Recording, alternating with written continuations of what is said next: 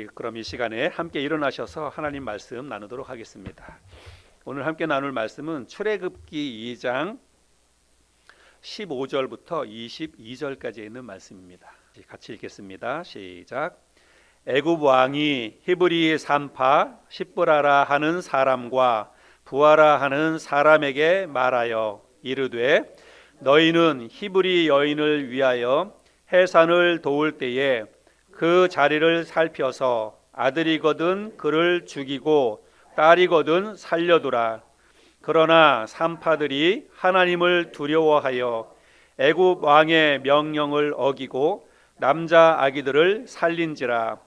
애굽 왕이 산파를 불러 그들에게 이르되 너희가 어찌하여 이같이 남자 아기들을 살렸느냐. 산파가 바로에게 대답하되 히브리 여인은 애굽 여인과 같지 아니하고 건장하여 산파가 그들에게 이르기 전에 해산하였더이다 하매 하나님이 그 산파들에게 은혜를 베푸시니 그 백성은 번성하고 매우 강해지니라. 그 산파들은 하나님을 경외하였으므로 하나님이 그들의 집안을 흥왕하게 하신지라. 그러므로 바로가 그의 모든 백성에게 명령하여 이르되 아들이 태어나거든 너희는 그를 나일강에 던지고 딸이거든 살려두라 하였더라. 아멘. 우리가 살다 보면 즐겁고 행복한 일도 있고 또 때로는 힘들고 어려운 일도 우리의 삶 가운데 있습니다. 위험한 순간, 위기의 순간도 우리에게 다가오죠. 그럴 때 우리가 어떻게 대처하느냐, 어떻게 반응하느냐 이런 게 참 중요하다라고 생각이 됩니다. 오늘 함께 나누는 이 말씀이 이것에 대한 답을 우리에게 가르쳐 준다고 생각합니다. 오늘 출애굽기 강해 설교 두 번째 시간인데 오늘 함께 나누는 말씀을 여러분 마음속에 잘 새겨 듣고 또 실제로 삶에 실천함으로 인해서 우리의 삶에 다가오는 힘들고 어려운 일 그리고 위기의 순간에 그것을 어떻게 잘 대처하느냐 이것을 잘 배우고 실천해서 위기를 넘어서 은혜와 복을 누릴 수 있는 저와 여러분 모두가 될 수 있기를 바랍니다. 애굽의 바로 왕이 날로 번성하는 이스라엘 민족을 그냥 두었다가는 훗날 골칫덩이가 될 거라고 생각하고 더 이상 번성하지 못하도록 무자비하게 이스라엘 민족을 학대를 합니다. 그래서 힘에 겨운 강제 노역을 시키고 이제 그것에 그치지 않고 이스라엘 민족의 씨를 말려버려야 되겠다 이런 생각을 가지고 이제 그 계략을 실천을 하게 됩니다. 히브리 산파들을 불러서 그들에게 끔찍한 일의 명령을 내립니다. 산파는 우리가 아는 것처럼 아기 낳는 것을 도와주는 아기를 받아주는 그 역할을 하는 사람을 산파라고 이야기하지요. 그래서 히브리 산파들에게 아기 낳는 것을 너희들이 보고 돕다가 산의 아이가 나오면 모두 다 죽이라 이런 명령을 내리게 됩니다. 오늘 본문을 읽었는데 15절 16절 말씀을 다시 한번 볼까요? 애굽 왕이 히브리 산파 십브라라 하는 사람과 부하라 하는 사람에게 말하여 이르되 너희는 히브리 여인을 위하여 해산을 도울 때에 그 자리를 살펴서 아들이거든 그를 죽이고 딸이거든 살려두라. 근데 여기 말씀해 보니까 히브리 그 산파의 이름이 언급이 돼요. 그렇죠? 그리고 왕이 직접 그들에게 명령을 내립니다. 그래서 이런 것을 보면 아마 이 히브리 산파 두 여인은 공식적인 그 기관에서 일을 하고 있었던 산파들일 것이다 이런 생각을 하게 됩니다. 물론 뭐 오늘날과 같은 그런 산부인과 병원 그런 거는 아니겠죠. 그러나 아마도 그 당시에도 아기를 낳는 그런 조산원 같은 곳들이 있었을 것이라고 생각이 됩니다. 그리고 아마 여기 십브라라 그리고와 부하 이 두 여인은 왕이 직접 이 여인들의 이름을 불러가면서 직접 이야기했다는 것은 아마도 그런 어떤 기관에 대표되는 그 두 여인이었을 것이다. 충분히 그렇게 생각해 볼 수가 있지요. 근데 우리가 읽었던 이 개역 개정 성경에는 왕이 이 산파들에게 말하여 이르되 이렇게 되어 있죠. 근데 공동 번역 성경에 보면 명령을 내렸다라고 이야기합니다. 여러분 이 당시의 왕의 명령은 곧 국법입니다. 그래서 왕의 명령을 어기는 것은 곧 죽음을 의미하는 것이지요.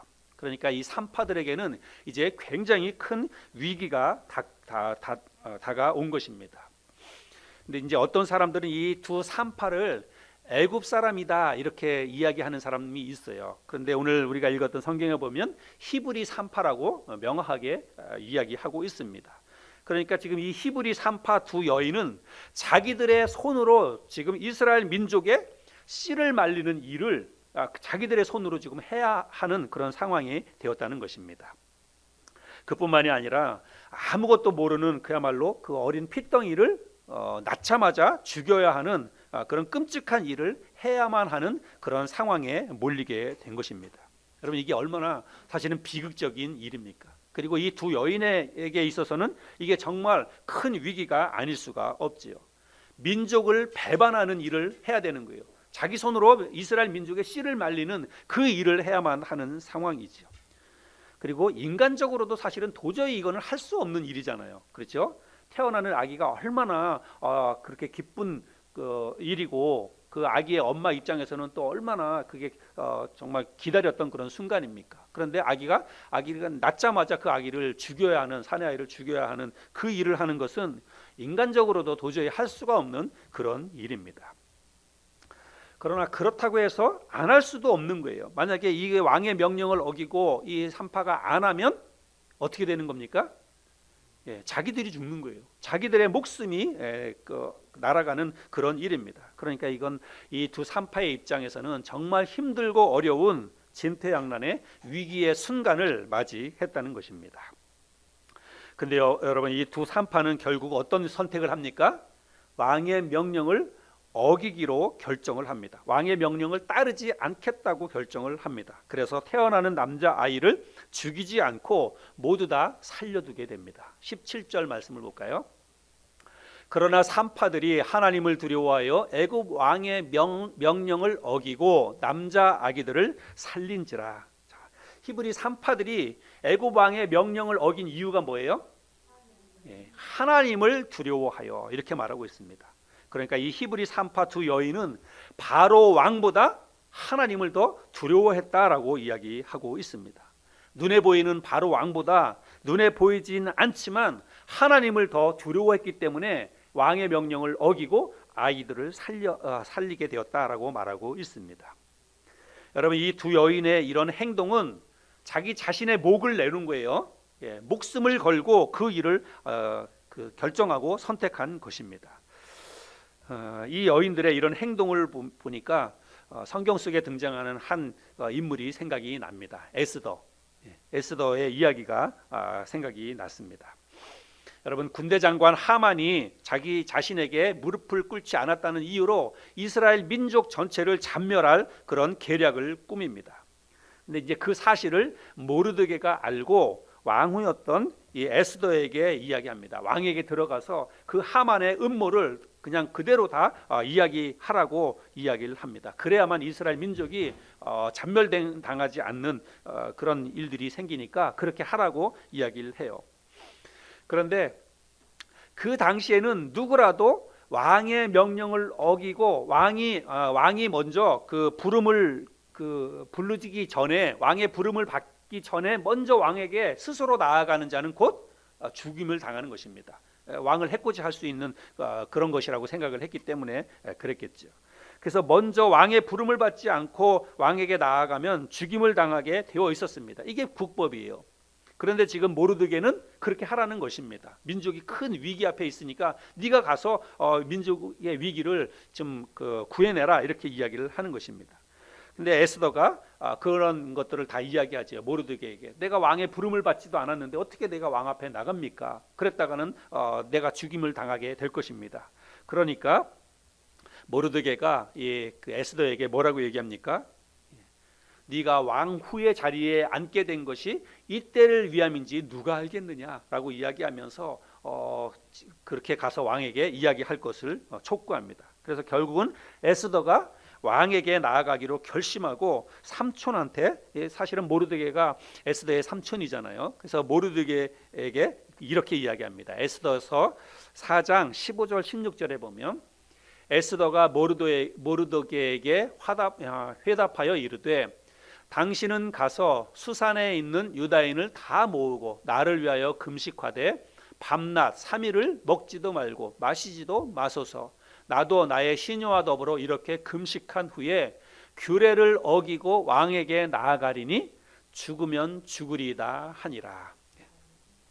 그래서 왕의 부름을 받지 않고 왕에게 나아가기로 결심합니다. 그런데 그거는 진짜로 자기의 목을 걸고 나가는 거예요. 국법에 그렇게 왕의 부름을 받지 않고 누구든지 왕 앞에 스스로 나오는 자는 죽임을 당하게 되어 있었습니다. 그러니까 이 에스더가 금식을 하면서 삼촌과 다른 이스라엘 민족 사람들에게 나를 위해서 금식기도 해달라고 부탁을 하고 자기도 금식기도 하고 그리고 나서 목숨을 걸고 왕에게 나아가는 것입니다. 나아가면서 했던 고백이 죽으면 죽으리이다, 이런 고백을 하고 나가는 거죠. 오늘 우리가 읽었던 히브리 3파의 두 여인도 아마 그와 같은 마음이었을 것이다 라고 생각합니다. 죽으면 죽겠다, 이런 각오를 가지고 왕 앞에 나아가는 거죠. 여러분, 우리가 힘들고 어려운 일이 생길 때, 또 갑자기 우리의 삶 가운데 전혀 예상하지 못했던 다급한 일, 또 위기의 순간이 닥쳤을 때 우리가 어떻게 반응해야 되느냐, 또 어떻게 대처해야 되느냐, 이 말씀을 통해서 우리가 오늘 교훈을 받아야 합니다. 사람을 의식하거나 사람을 두려워하지 말고 먼저 하나님을 두려워하고 하나님을 더 먼저 생각할 수 있어야 한다는 것입니다. 사람을 의지하기보다 하나님을 더 의지해야 한다는 것입니다. 근데 여러분, 그것은 그렇게 말처럼 쉬운 일이 아닙니다. 이 산파들의 경우를 생각해 보면 산파들은 목숨을 걸은 거예요. 근데 물론 우리가 우리의 삶 가운데 다가오는 어떤 위험한 일이라든지 혹은 어떤 위기의 순간, 어떤 문제 앞에 부딪혔을 때 내 목숨을 거는 그런 정도의 상황은 아닐지 몰라요. 그러나 때로는 우리가 정말 그 위험한 순간에 하나님을 더 먼저 생각하고 내 주위에 있는 다른 것들이 아니라 하나님을 더 먼저 의식하고 믿음으로 나아가는 것은 어쩌면 그게 경제적인 손실이 나에게 따를지 모릅니다. 인간관계에서 사람들에게 어떻게 보면 더 좀 희생과 어떤 대가를 지불해야 되는 그런 선택일지 몰라요. 그러나 우리가 그렇게 해야 한다는 것입니다. 또 어떤 꼭 위험한 일은 아니라 할지라도 우리의 삶에는 우리가 살아가다 보면 종종 이와 비슷하게 양자택일을 해야 하는 그런 순간들이 종종 있음을 알 수가 있습니다. 여러분, 오늘 이 설교의 제목이 뭡니까? 하나님과 바로.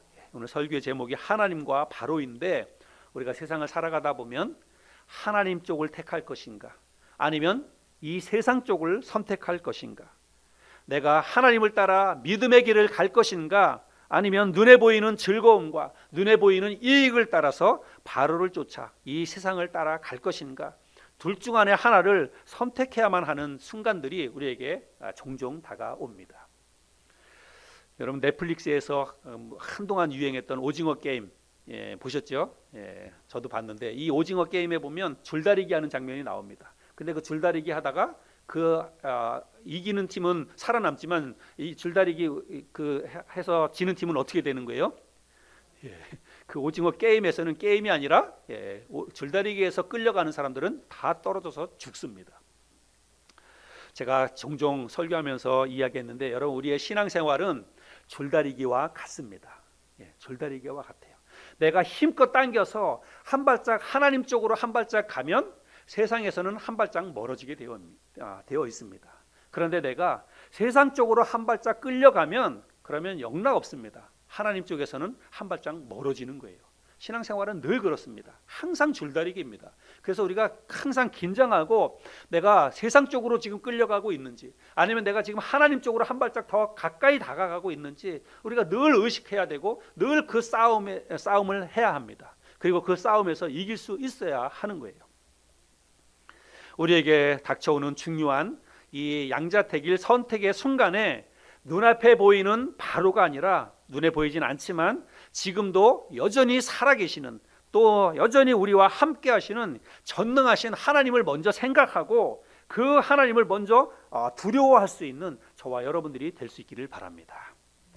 그렇게 우리가 이 세상보다 하나님을 더 두려워하고 하나님을 더 의지하게 될 때, 여러분, 하나님의 은혜와 복을 받을 수 있다는 것입니다. 오늘 본문 말씀에서 우리에게 그것을 가르쳐주고 있습니다.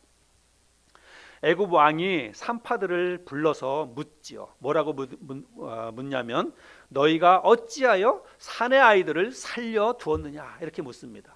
여러분 정말 살 떨리는 이야기 아닙니까? 지금 이 히브리 산파 이 두 여인이 왕 앞에 끌려갔습니다. 성경은 아주 간단하게만 기록되어져 있지만 이제 이 산파 두 여인이 애굽 왕 앞에 끌려갔습니다. 그래서 왕이 왕좌에 앉아서 이 산파들을 보고 이야기합니다. 너희가 어찌하여 산의 아이들을 살려 두었느냐. 여러분 정말 이 산파들이 이 왕의 이야기를 들었을 때 말씀을 들었을 때 여러분 이 마음속에 어떤 생각이 들었겠습니까? 예, 이제는 꼼짝없이 죽었구나. 이제는 꼼짝없이 죽었구나. 그런 생각이 들었겠죠. 이 산파들이 왕에게 이렇게 대답을 합니다. 히브리 여인들은 애굽 여인들보다 훨씬 더 건장해서 내가 그 아기를 받기 위해서 그 아기 낳는 순간에 이미 가면 이미 아기들을 다 낳았습니다. 이렇게 대답을 하는 겁니다. 아마 급하게 둘러댄 그 말이었겠지만 저는 아주 틀린 그런 거짓말도 아주 거짓말도 아니라고 이렇게 생각합니다. 때로는 어쩌면 그 진짜로 히브리 여인 가운데 그렇게 아기를 낳는 그 엄마도 분명히 있었을 거예요. 그러니까 이제 그 순간에 그런 대답도 나오겠죠. 모든 여인들이 그렇지는 않지만 저는 아기를 한 번도 낳아본 적이 없습니다. 앞으로도 그럴 가능성은 전혀 없습니다. 근데 아기 낳아본 분들 이렇게 이야기들을 들어보면 진짜 아주 뭐 죽을 똥살똥 그야말로 고생해서 너무 힘들게 아기를 낳은 분도 있지만 또 상대적으로 굉장히 수월하게 그렇게 아기를 낳은 분도 있다고 이야기를 들었습니다. 그래서 그냥 뭐 아기 낳는지도 모르는데 그냥 힘 한 번 줬더니 아기 씀풍 나왔다고 이렇게 얘기하는 분도 있어요. 조금 뭐 과정에서 얘기는 하겠지만 조금 쉽게 낳는 그런 분들도 있는 것 같긴 합니다. 아마도 하나님이 이 산파들의 입에 할 말을 주셨다라고 생각이 됩니다. 그래서 히브리 여인들은 애굽 여인보다 훨씬 더 건장해서 우리가 도착하기도 전에 아기를 낳았습니다. 그래서 못 죽였습니다. 이렇게 대답하도록 그 입술에 그런 말을 주셨다고 생각이 됩니다. 어찌됐든지 간에 하나님께서 이 히브리 산파들에게 은혜를 베풀어 주십니다. 20절 말씀을 볼까요? 20절 하나님이 그 산파들에게 은혜를 베푸시니 그 백성은 번성하고 매우 강해지니라. 여기 그 백성은 이 말은 히브리 산파들의 그 가족들을 이야기하는 게 아니에요. 이스라엘 민족을 이야기하는 것입니다. 그래서 이스라엘 민족이 그렇게 번성하고 더 강해졌다라고 이야기하고 있습니다. 그런데 사실은 지금 상황적으로 보면 이스라엘 민족이 씨가 마를 절체절명의 위기를 맞았던 것입니다. 그런데 이 산파들의 이런 지혜와 이런 믿음으로 인해서 오히려 이 산파들이 이스라엘 민족을 구원하는 번성케 하는 그런 역할을 하게 되었다는 것입니다. 뿐만 아니라 하나님께서 이스라엘 민족뿐만이 아니라 이 히브리 산파들에게도 직접적으로 큰 은혜와 복을 주십니다. 21절인데요. 우리 21절 말씀을 같이 한번 읽어볼까요? 21절 시작. 산파들이 하나님을 두려워하는 것을 보시고 하나님께서는 그들의 후손을 일으켜 주셨다. 공동 번역 성경으로 읽었는데 이 말씀에 보니까 하나님께서 이스라엘 민족도 번성하게 해주시고 히브리 산파 이 두 여인의 집안도 후손들도 일으켜 주셨다라고 말하고 있습니다. 여러분 이 산파들은 민족도 구하고 그리고 자기 후손들에게도 큰 은혜와 복을 물려줄 수 있었습니다. 어떻게 해서 그랬습니까? 바로 왕보다 하나님을 더 두려워했기 때문에 그랬습니다. 그래서 이 말씀에 보면 그 산파들은 하나님을 경외함으로 하였으므로 이렇게 말하고 있습니다. 믿음으로 하나님을 경외했기 때문에 하나님께서 이 산파들의 후손들이 잘 되는 그런 은혜를 주셨다라고 말씀하고 있습니다. 오늘 이 말씀을 통해서 우리에게 주시는 교훈은 너무나 명확합니다. 눈앞에 있는 바로보다 눈에 보이지 않는 하나님을 더 두려워할 수 있어야 한다는 것입니다. 이 세상의 영향을 받고 우리가 이 세상을 따라가는 것이 아니라 하나님을 경외하면서 하나님을 따라가야 한다는 거예요. 특별히 어느 순간에 힘들고 어려울 때 우리의 삶 가운데 어떤 위기의 순간에 어떤 위기가 닥쳐오면 우리는 당장 내 눈앞에 보이는 누군가에게 손을 벌리고 내가 실제적으로 가서 도움을 구할 수 있는 그 사람을 생각하고 그 사람을 따라갑니다. 그 사람에게 먼저 달려갑니다. 그러나 그런 어떤 힘들고 어려운 순간에 먼저 우리는 하나님을 찾아야 해요. 먼저 하나님 앞에 나아가서 무릎 꿇고 기도할 수 있어야 됩니다. 기도하기 전에 사람을 먼저 찾아가는 것은 우리가 바로를 더 의지하고 바로를 더 의식한다는 그런 뜻입니다. 아무리 힘들고 어려운 일이 있다 할지라도 가장 먼저 내 마음속에 하나님을 의식해야 되고, 하나님이 살아계시지, 하나님이 나를 도와주실 것이야 라고 하는 생각을 가지고 먼저 하나님 앞에 나아가서 무릎 꿇고 기도할 수 있어야 한다는 것입니다. 우리가 그렇게 이 세상이 아니라 내 주위에 있는 다른 사람이 아니라 하나님을 더 두려워하고 하나님을 더 의지하면 하나님께서 히브리 산파들을 축복해 주셨던 것처럼 우리에게도 은혜와 복을 주실 것이라고 저는 믿습니다.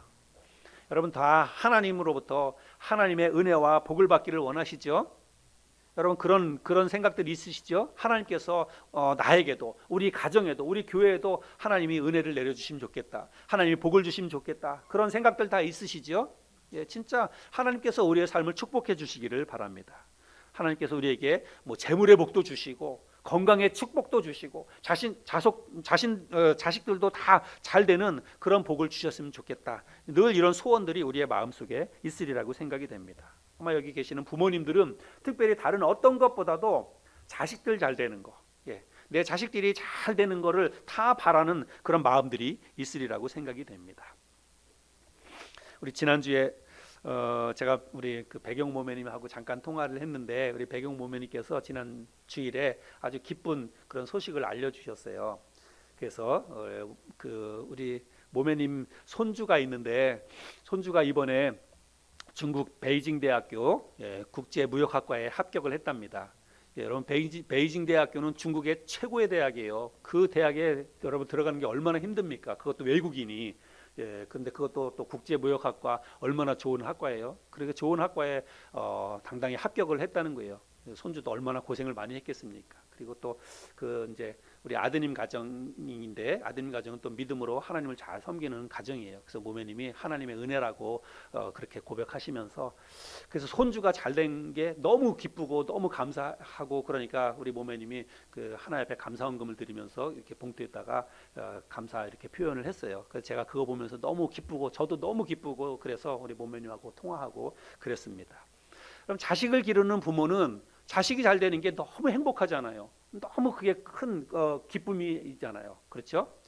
이 히브리 산파 두 여인에게 하나님께서 후손들이 잘 되는 그런 은혜와 복을 주셨다는 것입니다. 왜 그랬어요?